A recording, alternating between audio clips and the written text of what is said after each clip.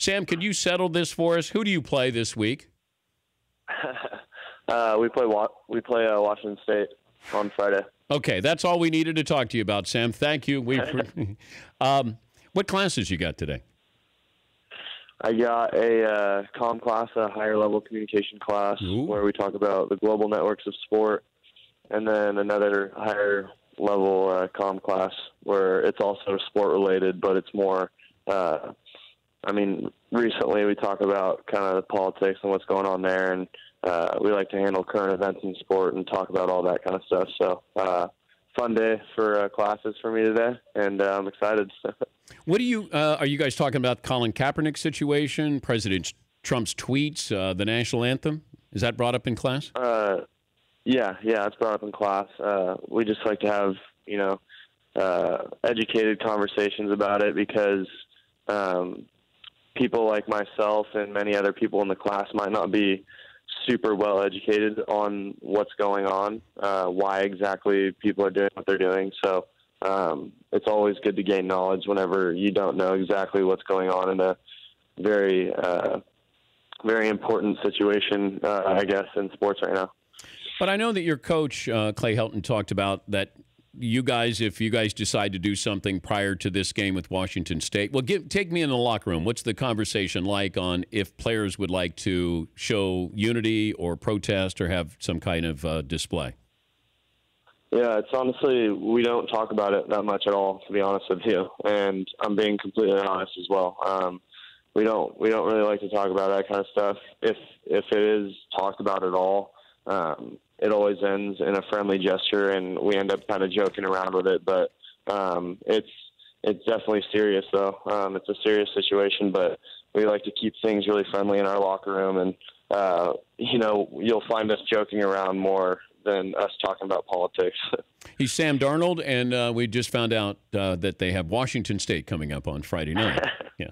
I was also wondering, tell me if this story's true. Was there a chance you were going to be recruited to play linebacker at USC and not quarterback? I played linebacker sophomore year, and some people came and looked at me as a linebacker, but I was never really recruited specifically to play linebacker. Okay. Very seriously at all. So that's not necessarily true, but people did come and look at me just as, a receiver and a linebacker.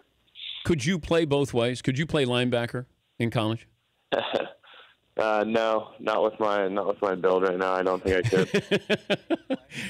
Maybe one play, though. Wouldn't that be nice, Sam, before you leave USC? Just say, could I go over there and hit somebody?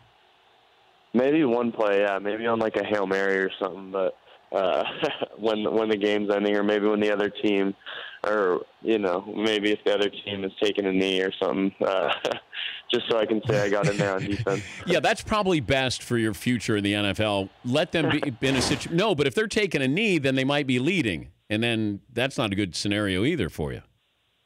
Or we might be going into halftime. They might just be they might just be killing it to get into halftime. So that's one way of looking at it.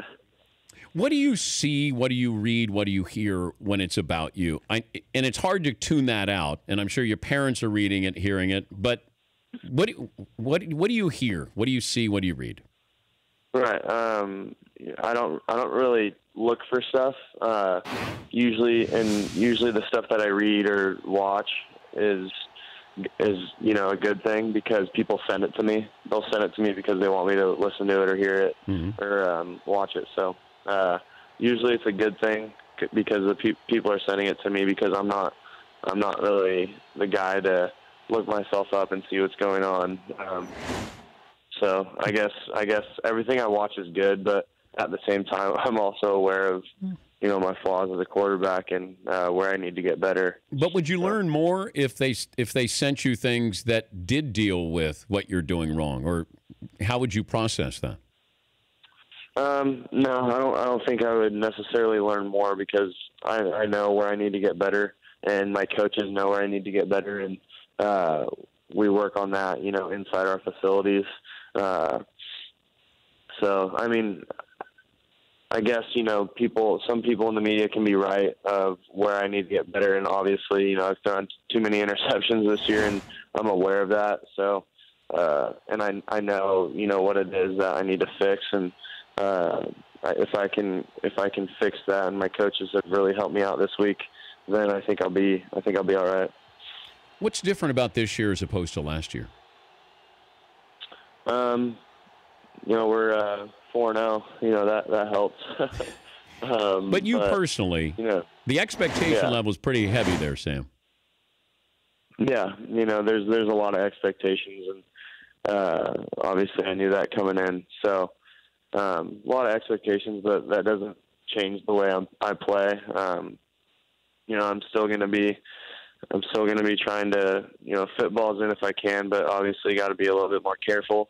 But I'm still going to be the same player, and that's what's gotten us here so far. And I think if I try to change things now, it'll only be detrimental to the team. So as long as we keep winning games, I'm going to be happy with my play. So obviously, need to play a little bit better, but just if we keep winning, I'm going to be happy. And I think and me and Coach Clay talked about it a little bit yesterday. The sign of a good quarterback is if his team's winning, and that's really the end of it. And that's how I look at it as well. Tell me about the Will Ferrell meeting. Yeah, he's a great guy. It was interesting because we came into the locker room after the game, and everyone was super excited, and everybody, even the coaches, were just so starstruck with Will Ferrell. But it was really interesting because on the flip side, Will Ferrell was a little bit starstruck that he was with the USC football team. So there was kind of an interesting dynamic there. And then Coach Clay had his words that he said to the team, and then he had Will Ferrell break us down, and he was like, "Hey, we have a special guest, Will Ferrell, come in and break us down." And everyone thought he was going to crack a joke, or at least I did. And he was just like, "Hey guys, great win. I like what I'm seeing out there. Just keep playing team ball." And he was just saying, "Family on three, 1, 2, 3," and we all said family. So it was very straightforward, and I think it was cool because he got to be part of the team for a little bit, and all the players got to meet a great comedian and Will Ferrell. What's your favorite movie from him?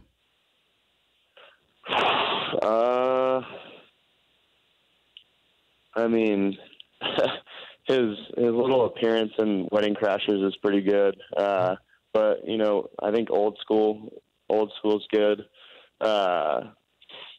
He came into our studio and he had those shoes on that when he's jogging in the quad, he's naked, and so he was wearing the shoe because I said I'd love to have those shoes in my man cave. He wore those shoes in, and they wouldn't give them up. And that's the only thing he had on that night when he was running. I thought it was pretty cool to see these green Adidas that he had. But and he's such a big sports fan, but such a really cool guy. But I mean, you can't go wrong in all the movies that you're saying there.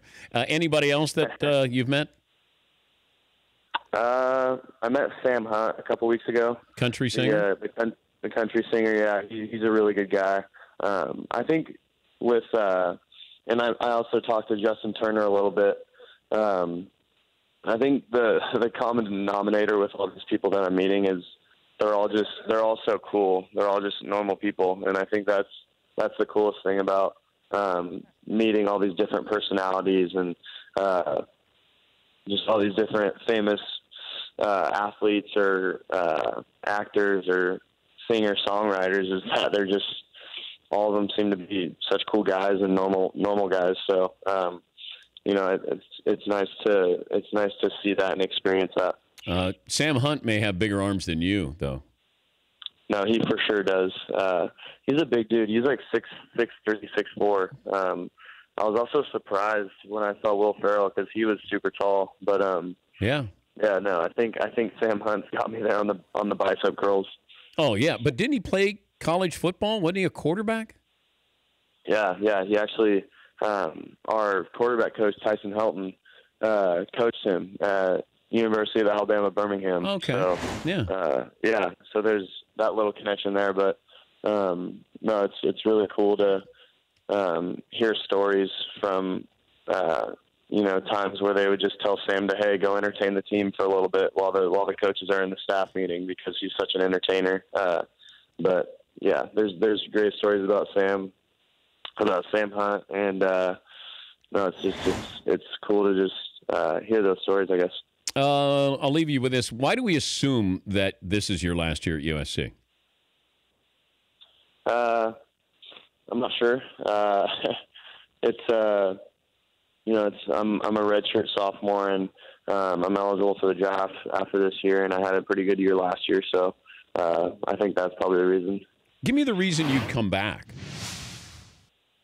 I'm not really sure, honestly, right now. I think I'll handle that when the time comes, but right now I'm just really focused on the season and trying to improve my game, every single day because, obviously I'm not a finished product, and I'd like to get better as the season progresses. So I think that's just my only worry right now. See, the answer would have been because I miss the camaraderie, the college experience, and you can get around this question just in the future, Sam. You don't.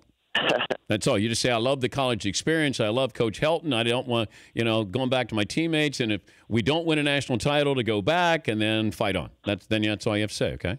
and fight on, yeah. All right. Yeah. Just end it with fight on. You're good. Then you just say fight on, and then that's it. You're good.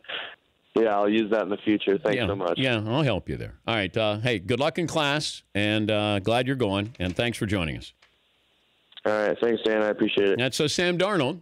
The Dan Patrick Show, weekday mornings on Audience.